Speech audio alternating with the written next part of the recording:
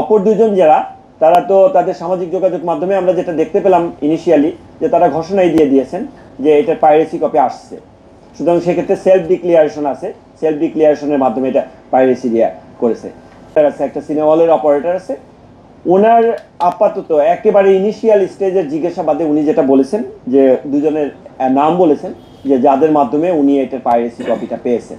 তা ওইটার ব্যাপারেও যাচাই বাছাই চলছে, যাচাই বাছাই চলে তাদের অবস্থান শনাক্ত করে এবং তাদের সামাজিক যোগাযোগ মাধ্যমে যে বিভিন্ন ইয়াগুলো আছে, ওই আপনার লিঙ্কগুলো আছে, সেগুলো যাচাই বাছাই করে তাদেরকে আইনের আওতায় আনা হবে তাদের সংশ্লিষ্টতা থাকলে।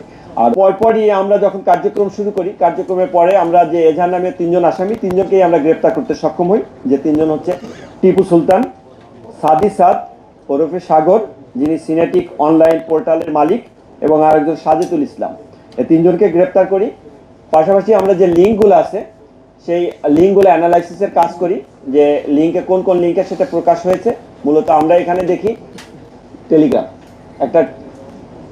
একটা টেলিগ্রাম চ্যানেলের মাধ্যমে এটা প্রথম প্রকাশ পায়, এবং সেটির মূলত কে কন্ট্রোল করে বা কারা করে সেটার ব্যাপারে আমরা আমাদের যে ডেডিকেটেড টিম আছে ডিবি সাইবার ইউনিট, ডিবি চ্যানেলগুলোর মূল হোতাকে এবং কে কন্ট্রোল করে সেগুলো আমরা বের করতে পারবো, এবং এর সাথে অন্য যারা সংশ্লিষ্ট আছে তাদেরকেও আমরা আইনের আওতায় আনতে পারবো।